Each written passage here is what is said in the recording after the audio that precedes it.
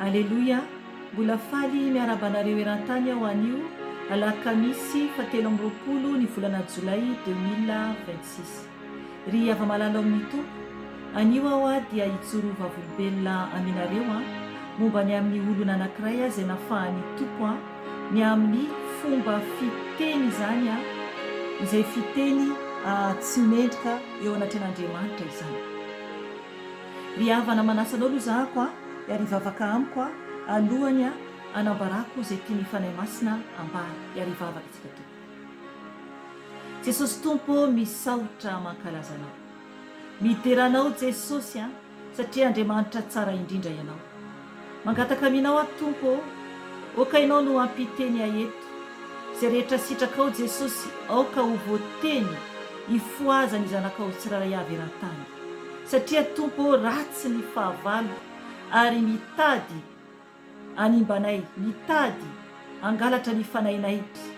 Ka mangataka aminao tompo, oka Jesosy ny ranao Jesosy andrakotra ay sy ny ankohonako, ary koa ny zanakao tsiraray avy eran-tany Jesosy izay mijoro ho anao. Tompo malala ianao no tompo ny tompo sy mpanjaka ny mpanjaka, ianao koa efa niteny roay ny devoly. Ka amin'ny anaranao Jesosy no andidiko sy androahako ny asa maty satana rehetra, zanatsipika izay mitady alefany anay Jesosy dia adorako amin'ny ranao zany, satria ny ranao dia afy mandevona mandany ny fahavalo rehetra, ka tsisy ambinina izany Jesosy, fa miveran-davaky ny elo izany aminaran'i Jesosy evy Nazareta. Tompo malala rakofy ny ranao izay, rakofy ny ranao zay tompo, satria ny ranao Jesosy no manda afo mpiaro anay. Tompo mangataka ny fanahy masinao, oka ianao fanahy masina no ampiteny aeto satria fitaovanao kely sy bitika aho. Oka koa ianao fanahy masina no ampifoa ny masom-panahy zanakao tsiraray avy, mba tena tsy vazivazy amin'ny fanahy ny tsiraray avy, satria ho avy ianao Jesosy, ho avy ianao Jesosy. Fa oka hifoa izay matory rehetra ara-panahy Jesosy. Tompo malala misaotra anao, misandrata Jesosy fa izao kosa Jesosy dia hiena ambany dia ambany araka ny tenin'ny Jaona mpanao batisa. Ka misaotra tompo, amin'ny anaranao no angatahako izany vavaka izany. Aleluia, amen. Ry ava-malala amin'ny tompo, ny tompo Andriamanitra antsika dia manafaka rehefa vonona ho afany isika. Izy Jesosy mihitsy no manafaka. Ry havana, ny tenin'Andriamanitra alohan'ny izahako hijoro vavolombelona dia mampitandrina antsika ny amin'ny vavantsika, ny amin'ny fitenitsika.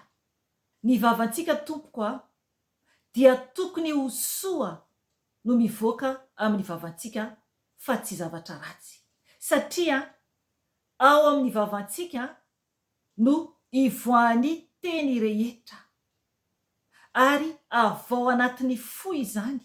Raha vao mivoaka ny vava dia avy any amin'ny fo mihitsy izany.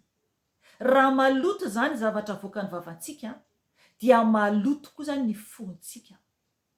Ao amin'ny bokyny Matio 10:20 dia i Jesosy mihitsy no niteny anito teny ito, ovakiko amin'ny anaran'i Jesosy tompo.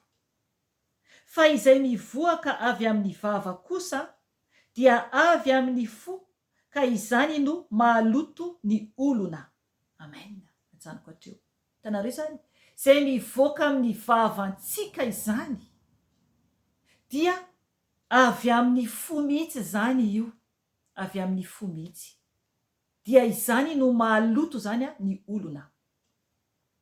Oka isika tompoko ite zavatsoa fiainana, fa tsy iteny zavatra ratsy dia fahafatesana, satria isika ihany no handray ny valiny, isika ihany no handray ny valiny. Ny sain-dratsy rehetra dia mivoaka vao anatin'ny fo. Ny olona anankiray rehefa ratsy vava dia ratsy fisainana izany, ary vao anatin'ny fo dia afobe no miandry azy. I Davida mpanjaka dia nangataka tamin'Andriamanitra mihitsy izy hoe, ndovakitsika ny teny dia hijoro vavolombelona rehefa avy eo. Ao amin'ny Salamo 1:7. Salamo 1:7. Andiny 9. hoy ny tenin'ny davida mpanjaka hoe hovakiako amin'ny anaran'i jesosy tompo. Tompo asio fiambenana ny vavako, ambeno ny varavarany molotro. Amen. Hitanareo zany i davida mpanjaka ary nangataka tamin'andriamanitra hoe tompo asio fiambenana ny vavako, ambeno ny varavarany molotro. Amen.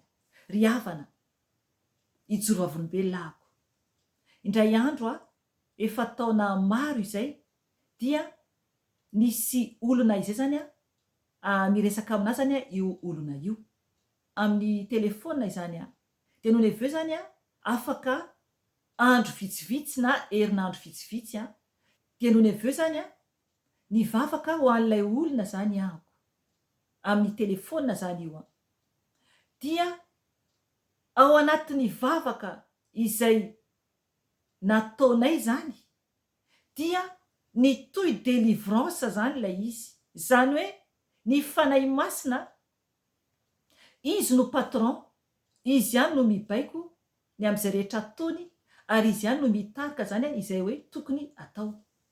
Dia nanao délivrance an'ilay olona zany ny tompo ao anatin'ny vavaka izany. Noho ny efa vita ny vavaka izay nataonay dia niteny tamiko ilay olona hoe nahita hono zany izy amin'ny izahako ilay mivavaka, amin'izy ilay mivavaka any zany ao anatin'ny délivrance, dia nahita izy zany amin'ny fahitana ny zavatra nivoaka avy tao amin'ny vavany. Ny zavatra hitany dia ohatran'ireny nify ireny zany dia lay i zany hihy ny fitentsika anazy gasy, les gencives zany. Zany hoe pozina nify zany miaraka amin'ny hi izay mitondra ny nifitsika olombelona izany. Iny zany no hitany, ohatran'iny zany no hitany nivoaka avy tao amin'ny vavany zany. Ry havana, nahita fahitana izy izay zavatra izay no hitany nivoaka avy tao amin'ny vavany.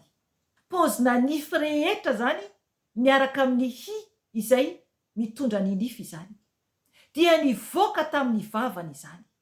Ry havana, ny antony dia noho ny firesahan'olona, noho ny fifosana, noho ny fitenena andratsy, noho ny faharatsiana mivoaka amin'ny vava. Isaorana ny tompo ny amin'iny nanafahany tompo azy. Ry havana, manao ahoana ny fomba fitenitsika tsiraray avy isambatan'olona? Inona no mivoaka amin'ny vavantsika? Sao dia mbola mitsaratsara olona, sao dia mifosafosa, sao dia masika, sao dia ratsy fanahy, sao dia manompa olona? Ry havana, ho avy ny fitsarana, ho avy ny fitsarana. Ny marina ihany no tokony ambara, tsy zaka ny olona ny fahamarinana. Ny olona dia mandainga, ny olona dia miteniteny foana mba andamindamina ny amin'izay ho tiany ihany. Ny olona dia tia ady, ny olona dia miteny zavatra tsy fiteny. Devoly no mampiteniteny foana toy izany. Izay ilay devoly nivoaka vao anatin'ny vavany. Ara-panahy io, ara-panahy io. Any amin'ny bokin'ny Apokalipsia dia manambara mihitsy ny amin'ilay fahavalo fa tena hoe miteny ratsy, fitenenan-dratsy no mivoaka amin'ny vavany fahavalo. Andao vakintsika ihany io verset io. Apokalipsia 7:10. Miangavy ianao ako amaky ny 7:10 manontolo atao bokin'ny Apokalipsia. Fa ny ovakiko fotsiny dia ny 5 ka hatramin'ny 9 amin'ny anaran'i Jesosy Tompo. Dia nomena lela miteny zavatra mihoapapana sy fitenenan-dratsy izy, ary nomena fahefana mba hiasa 250 volana. Dia nanokatra ny vavany hiteny ratsy an'Andriamanitra izy, dia ny hiteny ratsy ny anarany sy ny tabernakeliny dia ireo monina any an-danitra. Amen. Ry havana, eto dia ny biby dia roa izany. Izany hoe ilay fahavalo. Okanao amaky ny tenin'Andriamanitra. Ho avy izany ary tsy mitsahatra ny manafoka ny fahavalo ankehitriny, ka tokony hifoha isika, tokony hijoro tsara isika satria tsy faly ny fahavalo. Ry havana, arovy ny vavanao, aoka hitandrina ny amin'izay tokony avoaka ny vavantsika isika, satria afo be no miandry, afo be no miandry. Andriamanitra tsy mivazivazy amintsika, fa izay afafintsika no hojinjaintsika. Mahereza tompoko fa tiantsika ny tompo. Voninahitra ny eo an' Jesosy irery ihany, ary fiadanana ho an'ny olona izay ankasitrany irery ihany. Amen. Veloma tompoko.